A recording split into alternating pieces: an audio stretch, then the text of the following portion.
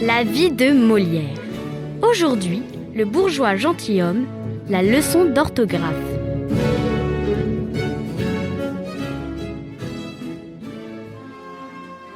Monsieur Jourdain est un riche bourgeois qui rêve de devenir une personne de qualité, donc un aristocrate.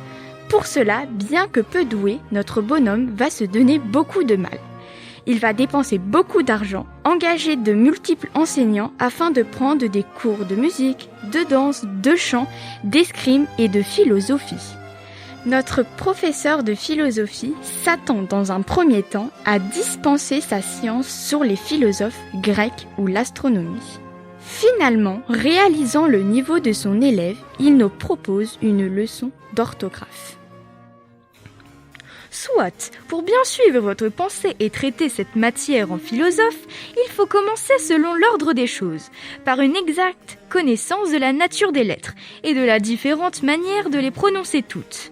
Et là-dessus, j'ai à vous dire que les lettres sont divisées en voyelles, ainsi dites voyelles parce qu'elles expriment les voix, et en consonnes, ainsi appelées consonnes parce qu'elles sonnent avec les voyelles, et ne font que marquer les diverses articulations des voix. Il y a 5 voyelles ou voix. A, E, I, O, U. J'entends tout slow. La voix A se forme en ouvrant fort la bouche. A. O, oui. La voix E se forme en rapprochant la mâchoire d'en bas et celle d'en haut. A, E, O, ma voix, oui. Que cela est beau. Et la voix I en rapprochant encore davantage les mâchoires, l'une de l'autre, en écartant les deux coins de la bouche vers les oreilles. A, E, I, O, I. Cela est vrai. Vive la science. La voix O se forme en rouvrant la mâchoire, en rapprochant les lèvres par les deux coins, le haut et le bas. O. Il n'y a rien de plus juste. A, E, I, O. Cela est admirable. I, O.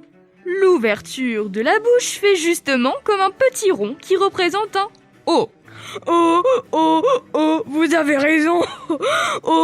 La belle chose que de savoir quelque chose. La voix U se forme en rapprochant les dents sans les joindre entièrement et allongeant les deux lèvres en dehors, les approchant aussi l'une de l'autre sans les joindre tout à fait.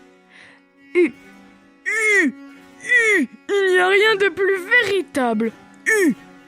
Vos deux lèvres s'allongent comme si vous faisiez la moue, d'où vient que si vous là voulez faire à quelqu'un et vous moquez de lui, vous ne sauriez lui dire que U. Cela est vrai. Que n'ai-je étudié plutôt pour savoir cela? Demain, nous verrons les autres lettres qui sont les consonnes. Il faut que je vous fasse une confidence. Je suis amoureux d'une personne de grande qualité. Et je souhaiterais que vous m'aidassiez à lui écrire quelque chose dans un petit billet que je veux laisser tomber à ses pieds. Fort bien. Cela serait galant, oui? Sans doute. Sont-ce des vers que vous lui voulez écrire? Non, point de vers. Vous ne voulez que de la prose? Non, je ne veux ni prose ni vers. Il faut bien que ce soit l'un ou l'autre. Pourquoi? Par la raison, monsieur, qu'il n'y a pour s'exprimer que la prose ou les vers. Il n'y a que la prose ou les vers?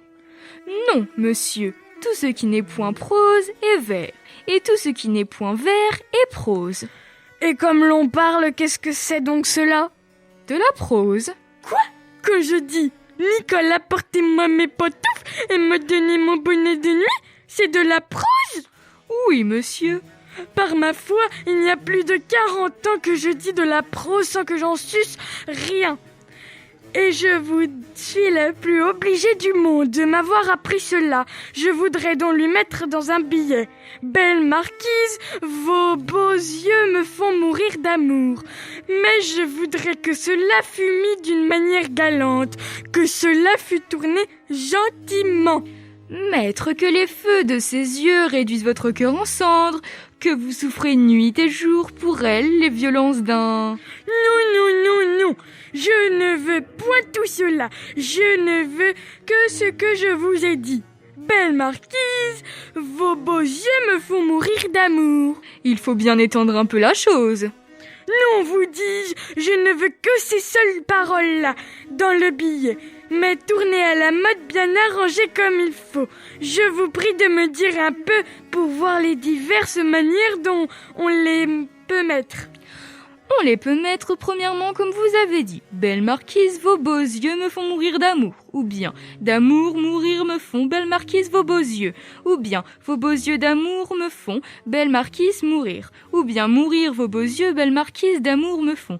Ou bien, me font vos yeux beaux mourir, belle marquise, d'amour. Mais de toutes ces façons-là, laquelle est la meilleure ?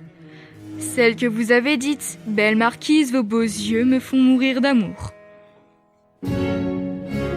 C'était La vie de Molière, le bourgeois gentilhomme, la leçon d'orthographe. Un podcast de la classe d'art dramatique du collège Saint-Bénigne. Élaboration du récit, Gérald de Contigny, professeur de français et des arts de la scène. Avec les comédiens en herbe, Romane, Valentine, Luna, Marie. Réalisation, Emmanuel Collin, Baptiste Mossière. Et la joyeuse troupe de la classe théâtre des 5e A.